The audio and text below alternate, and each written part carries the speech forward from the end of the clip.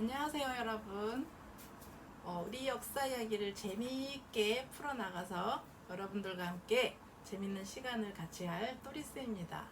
자, 오늘 이야기는 사자성어가 또둥 나와 있어요. 두문불출. 무슨 뜻이냐면 다들 아시죠? 자, 누군가가 방에 들어가서 문을 쾅 닫고 몇 날 며칠 나오질 않아요. 그러면 이제 누군가 와가지고 누구 어딨어? 그럼 쟤 지금 방에 들어가서 며칠째 두문불출이야, 이렇게 말을 해요.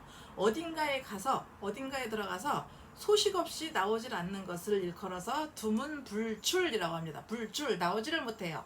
자, 이 사자성어가 어떻게 만들어지게 되었는지 오늘의 이야기는 이 두문불출이라는 사자성어를 풀어보려고 해요. 자, 이성계와 관련이 있습니다. 자, 이성계 이야기를 쭉 이어갈 거예요, 얼마간은. 자, 이성계가 장군 시절에 이렇게 왕이들이 꿈을 키우잖아요. 이 꿈을 확실하게 불을 지펴준 사람이 바로 정도전이라고 하는 아주 걸출한 사람이에요. 이 정도전을 만나서 조선을 건국을 하는데 처음에는 고려의 임금을 내쫓고 그리고 나서 왕이 되죠. 그쵸? 고려의 왕이 됐어요. 왕이 돼서는 뭐라고 하냐면, 여러분, 내가 왕이 된 것은 왕이 될 욕심이 있어서가 아니라 이 쓰러져가는 고려, 썩어가는 고려, 이 고려를 내가 어떻게 해서든지 간에 이렇게 세우려고 이렇게 나온 거예요. 그래서 나라 이름도 고려라고 할 것이고 고려의 그 체제라던가 풍습이라던가 그대로 이어갈 테니까 걱정하지 마세요, 그랬어요. 자, 그런데 사람들은 그걸 믿을까요? 설마. 자, 그런데 이 설마가 점점 이제 표면화가 됩니다. 자, 사람들은요, 고려시대에 왕시성을 가진 왕건의 후손들을 왕으로 모신 이 신하들은 이성계를 받아들일 수가 없었어요. 그래서 나 안 해! 모든 관직을 다 내려놓고 이 사람들이 두문동이라고 하는 골짜기로 들어가 버렸다고 해요. 이 두문동은 개경의 북쪽의 산 어디쯤에 골짜기인가 봐요. 그쪽으로 들어가서 단체로 들어가서 나오질 않아요. 단체 행동이네요. 파업이네요. 자, 그러니까 이성계는 새로운 사람들이랑 일을 하려고 해도 경험도 없죠.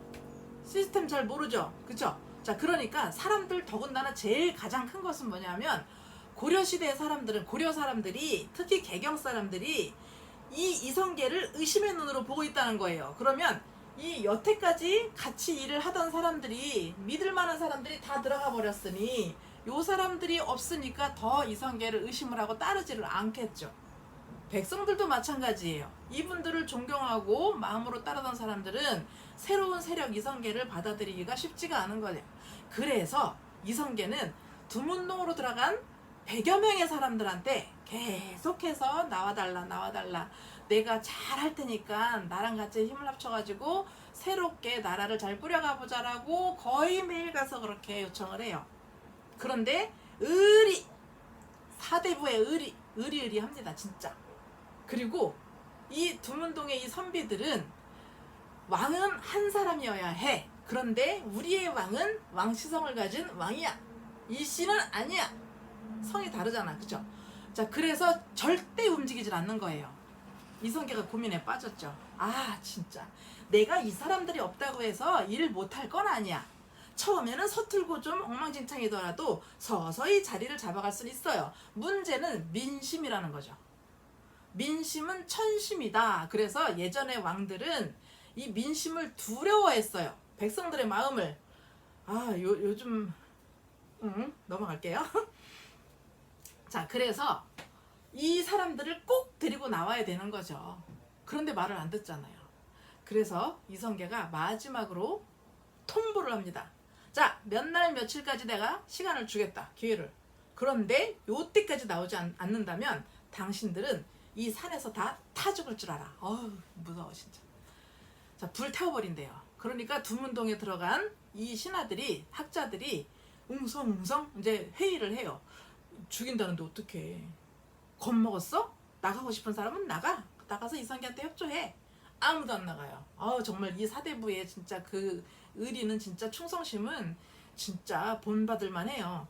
자, 그래서 이 사람들이 모두 그래, 우리 여기서 그냥 다 타죽자. 우리의 명예는 남겠지. 후손들이 우리의 이야기를 할 거야. 이러면서 이제 결정을 딱 했어요. 그런데 어떤 사람 한 사람이 나서서 이대로 우리가 죽어버린다면 여태까지 우리가 쌓아왔던 학문의 수준 높잖아요.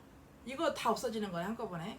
그리고 이런 일에 대한 그런 이야기를 누가 후손한테 남길 것인가, 학문을 이어갈 사람이 필요하다라고 얘기를 하는 거예요. 그러면서 자, 가장 아까운 나이, 가장 나이가 어린 사람은 내보냅시다, 한 사람은. 그래서 네가 살아서 우리의 학문을 쭉 이어갈 수 있도록 제자들을 많이 기르고, 그리고 이 나라가 정말 똑바로 굴러가는지도 감시도 하고, 누군가가 이야기는 듣겠다 하면 얘기도 해주고 막 이런 이제 임무를 부여한 거죠.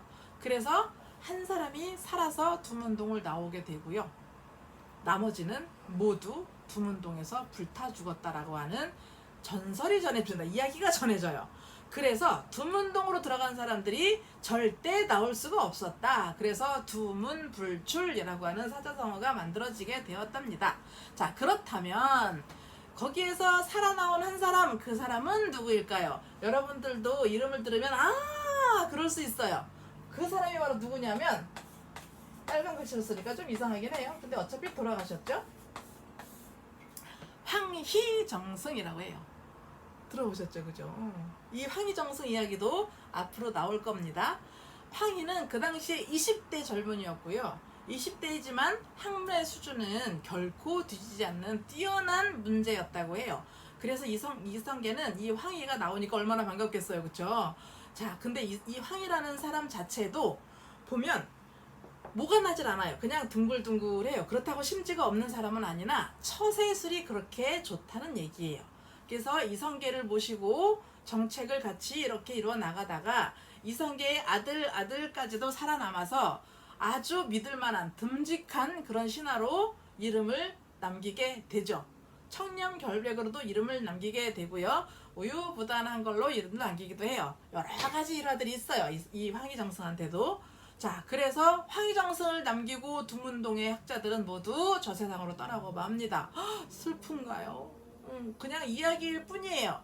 실제로 많은 사람들이 숙청은 당했겠지만, 재고는 당했겠지만 이 정도로 몰살 수준은 아니지 않았을까. 하지만 이런 이야기가 내려오니 우리는 이런 이야기를 통해서 실제로 그랬대, 이런 이야기보다는 그때 당시에 정권이 바뀌면서 사람도 물갈이가 되는 그런 이야기들을 저희가 짐작을 하면 되는 거죠. 자, 오늘의 이야기 두문불출 어떠셨나요? 재미있으셨나요? 자, 재미있으셨다면 잊지 마시고 구독, 좋아요 아시죠? 자, 우리 다음 시간에 또 다시 만나요. 안녕.